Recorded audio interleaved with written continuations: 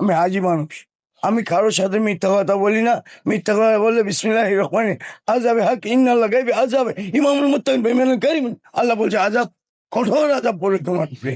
আপনি 1988 সালে গায়বি হাজি আল্লাহ। ও গায়েবী হজি, একটু বসেন তো ভাই। কেমন আছেন? আলহামদুলিল্লাহ। এখানে কি হয়েছে? কালকে রাত্রে একটা লোক এখানে এখানে মারছে, মাইরা ফাটায় ফেলছে? কি নিয়ে মারামারি করছেন? এমনি বসেছিল। এমনি বসেছিলেন? বাড়ি কই আপনার? পঞ্চগড়। আমি হাজি সাহেব। আপনি হাজি। হাজি? আপনার নাম কি? নাম বাদশাহ। বাদশাহ। আপনার বাবার নাম?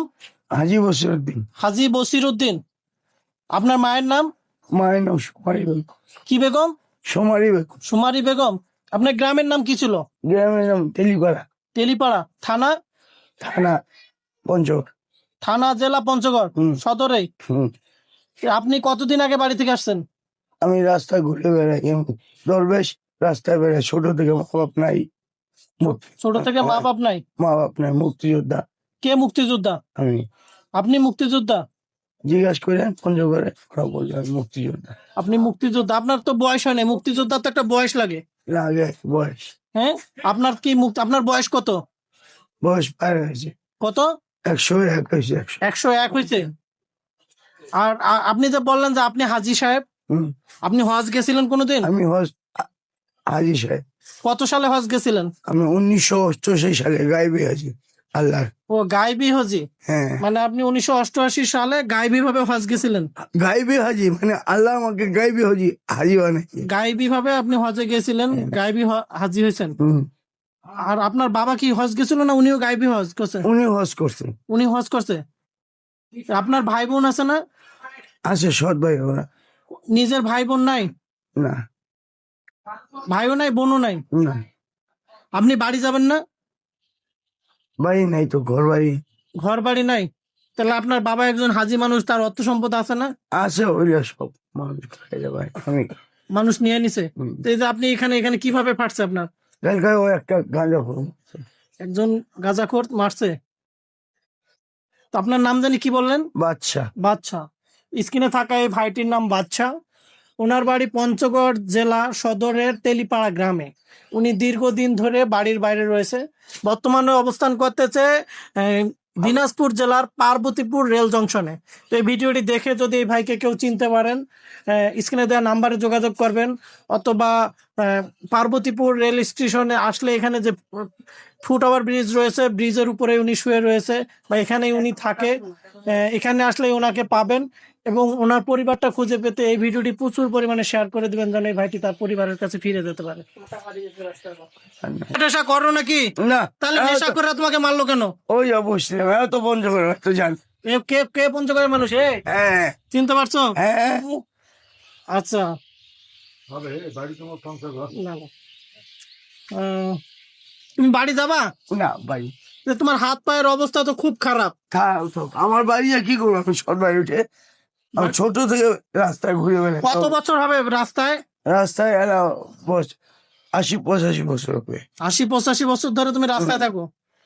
তো উনি যেহেতু মানসিক ভারসাম্যহীন, এক এক সময় এক এক কথা বলতেছে, ওনার কথা হলো মানে যা বলতেছে সব সঠিক নাও হইতে পারে। সঠিক। আমি আল্লাহ হাজি। আত্মীয় স্বজন থাকতে পারে, লোকজন ওনাকে খুঁজতেছে। বিয়ে শাদী করেন নাই? না, বিয়ে শাদী করি না। বিয়ে শাদী করছিলাম রামেরডাঙ্গা, ছেড়ে দিয়েছে ওরা।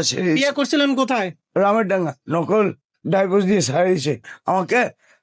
বিশ্বাস না, পঞ্চগড় জিজ্ঞাসা করেন। আমি রাস্তায় ঘুরে বেড়াই, এতিম। আমি হাজি মানুষ, আমি কারোর সাথে মিথ্যা কথা বলি না। মিথ্যা কথা বললে বিসমিল্লাহির রহমানি আযাবে হক ইন্নাল্লাহ গায়বি আযাবে ইমামুল মুত্তাকিন বেঈমানুল কারিম, আল্লাহ বলছে আযাব, কঠোর আযাব পড়ে তোমার উপরে।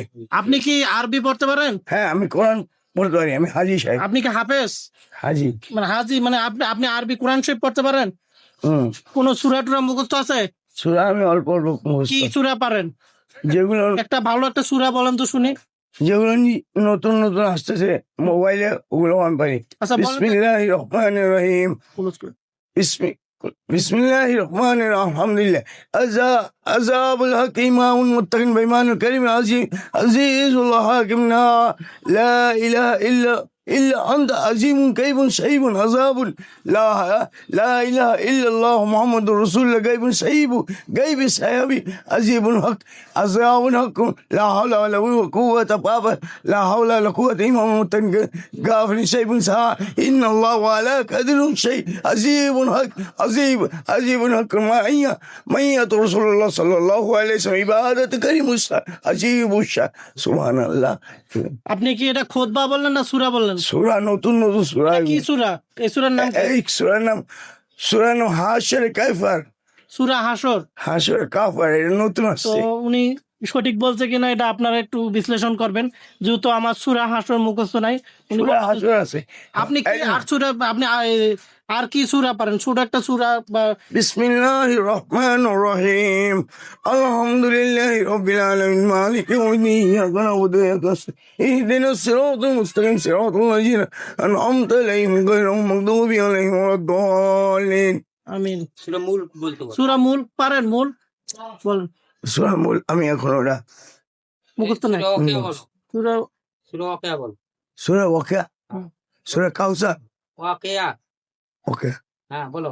সূরা ওয়াকিয়া কোনটা হয়ে যায় আচ্ছা সূরা বিল্লাহ সূরা কাউসার সূরা আচ্ছা তুমি 93 এখন যেহেতু রমজান মাস, হ্যাঁ রমজান মাস, এখন মনে করো এই যে রমজানের 10 দিন শেষ হয়ে গেছে, তারপরে এখন এই যে মাগফিরাতের দিন চলতেছে এবং সামনে নাজাতের 10 দিন আছে।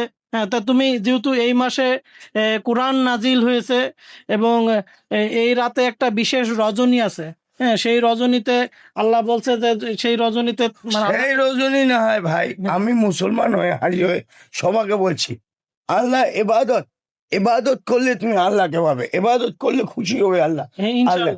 আল্লাহ যায় আল্লাহর ইবাদত করতে, আল্লাহ সৃষ্ট করে আমাদের বাসায় পাঠাইছে। আশরাফুল মখলুকাত ইমানে করিম আল্লাহ সুবহানাল্লাহ পাঠাইছে। যখন আল্লাহর ইবাদত করবেন আপনি আল্লাহর ফল পাবেন। আল্লাহ তাআলা সুবহানাহু ওয়া তাআলা তার জন্য নির্দিষ্ট স্থানে কামত সাইবুল আযাবে কি কামাল হক ইমাম মুত্তাকিন তার জন্য নিশ্চয় ফল রাখছে।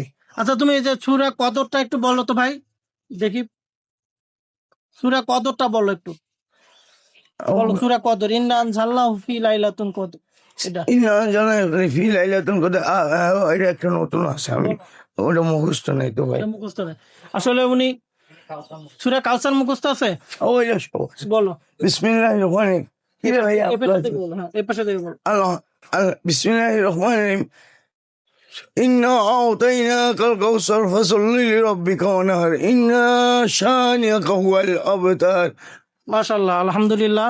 তো উনি নিজেকে একজন গায়বী হাজী বলে দাবি করতেছেন এবং ছোটবেলা থেকে পরিবার থেকে বিচ্ছিন্ন। হ্যাঁ, তো আসলে জানি না ওনার পরিবারে কে আছে কে নাই। পরিবার ছাড়া তো কেউ কোনো মানুষ জন্মগ্রহণ করে না, নিশ্চয়ই তার পরিবারে কোনো আত্মীয় স্বজন ভাই বন্ধু রয়েছে, হয়তো এই লোকটার জন্য তার পরিবারের লোকজন অপেক্ষা করতেছে।